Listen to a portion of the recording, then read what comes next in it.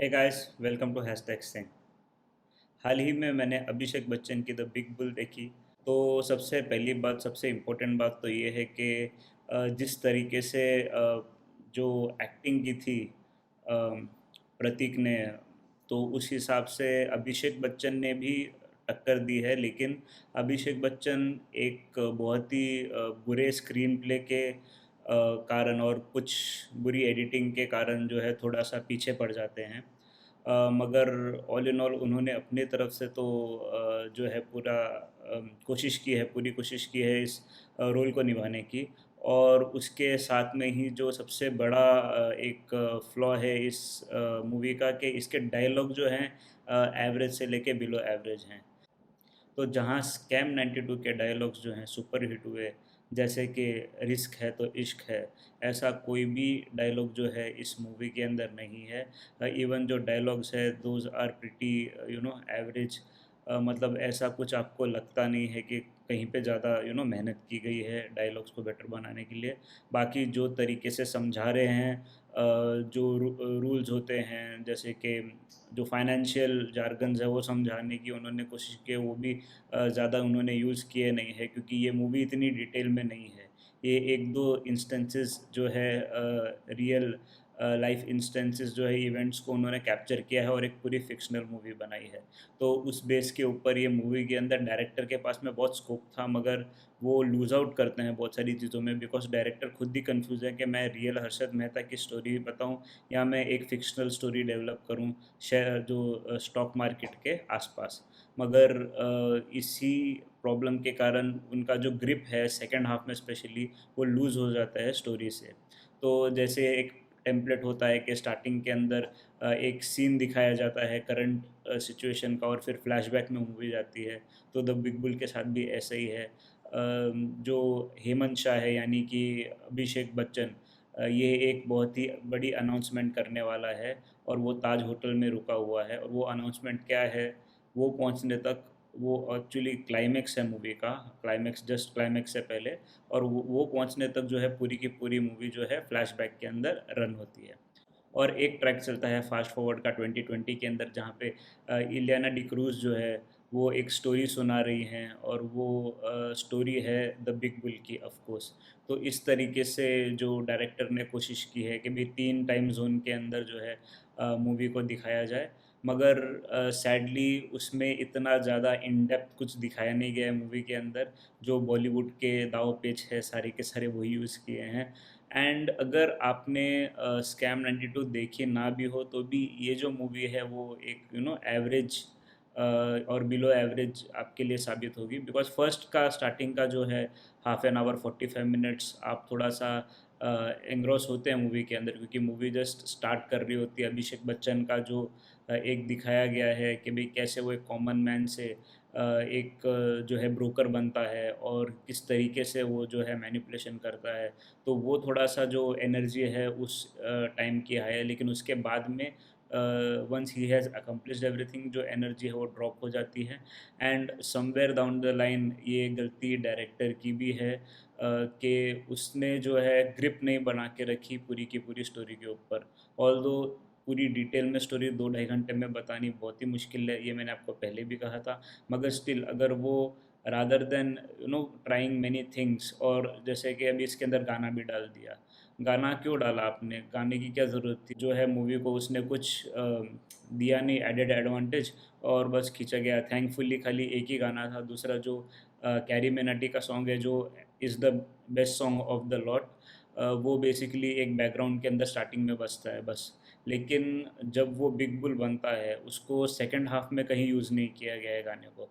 बस स्टार्टिंग के 15 से 20 मिनट्स के अंदर वो गाने को उन्होंने यूज़ किया है। तो खैर ओवरऑल अगर आप देखो तो जो स्क्रीन प्ले है बीच बीच में, वो बहुत ही जो है बचकाना सा हो जाता है। एंड स्पेशली जो अभिषेक बच्चन की इविल लाफ है, अभी उसमें दिखाया गया है कि भाई कैरेक्टर में ईगो बहुत है, और वो बहुत जल्दी जो है प्रोग्रेस करना चाहता है, पैसे कमाना चाहता है, आई अंडरस्टैंड। लेकिन वो इवल लाफ में बार बार डू शो के भाई वो थोड़ा सा डोमिनेंट हो गया है मार्केट में। So that is a little bit, मतलब वो अभिषेक खुद ही दिल से नहीं हंसता है। उस सीन्स के अंदर, तो थोड़ा सा एकदम वो ऑकवर्ड लगता है। तो आई थिंक सो वो सारी चीज़ें जो है एडिट कर सकते थे।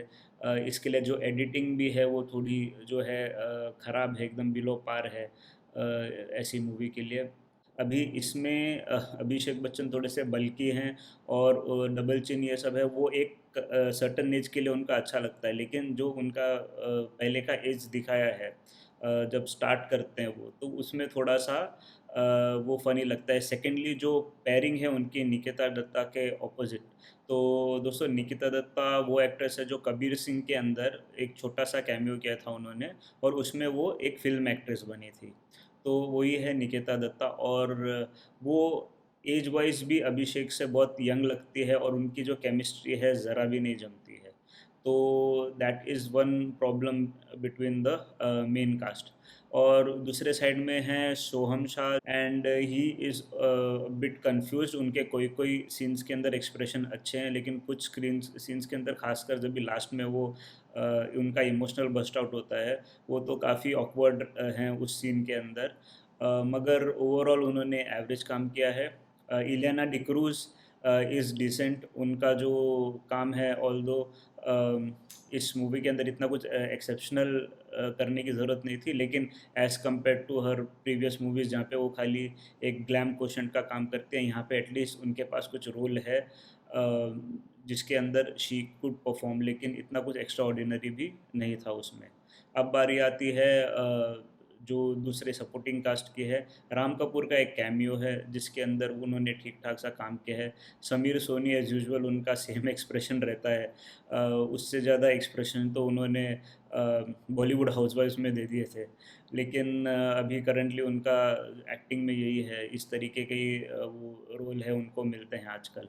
एंड उसके बाद में सौरभ शुक्ला, उनका रोल थोड़ा-सा इंटरेस्टिंग है। पूरे कास्ट में मेरे को उनका रोल थोड़ा-सा इंटरेस्टिंग लगा, बिकॉज़ जिस तरीके का उनका पर्सोना है और जो तरीके के उनको पूरा उनका गेटअप किया है, वो थोड़ा-सा, although the role is serious, लेकिन वो थोड़ा-सा ना आपके चेहरे पे मुस्कान आ जाती है सौरभ शुक्ला को देख के।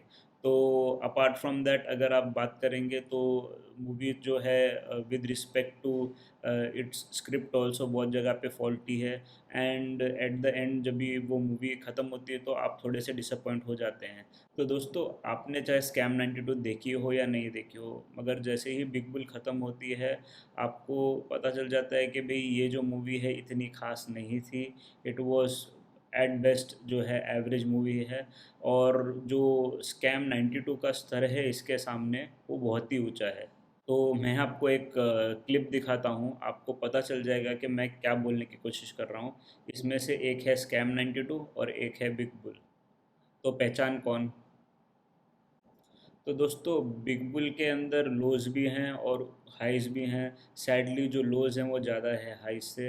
अभिषेक Bachchan definitely tried his best, लेकिन वो इस पूरे मूवी के डायरेक्शन और जो स्क्रिप्ट लेवल पे है, वहाँ पे ही उनके पास सपोर्ट नहीं था, वो कितना खींच सकते इस मूवी को। जिस हिसाब से इस मूवी के अंदर जो एक बॉलीवुड का तड़का लगाया गया है, गाने हैं, और जो बॉलीवुड का जो ड्रामेटिक एक ये है और सिनेमैटिक लिबर्टी है, वो सब चीज़ें यूज़ कर ली गई हैं। मगर स्टिल ये जो प्रोडक्ट है वो एकदम बिलो पार निकला है। एंड अगर आपके पास डिज़नी प्लस हॉटस्टार की सब्सक्रिप्शन है तो आप डेफ़िनेटली इसको देख सकते हैं, वरना वेट कीजिए, थोड़े ही टाइम में ये स्टार टीवी के ऊपर आ जाएगी। तो दोस्तों, होप सो आपको ये वीडियो पसंद आया होगा। अगर आपको ये रिव्यू पसंद आया है तो प्लीज़ इस वीडियो को लाइक कीजिए एंड शेयर कीजिए, और मेरे इस चैनल को सब्सक्राइब कीजिए, और प्लीज़ बेल आइकन पे ज़रूर दबाइएगा, क्योंकि बेल आइकन पे अगर आप दबाएंगे तो आपको मेरे फ्यूचर वीडियोस की नोटिफिकेशन मिलेगी। Thank you for watching guys.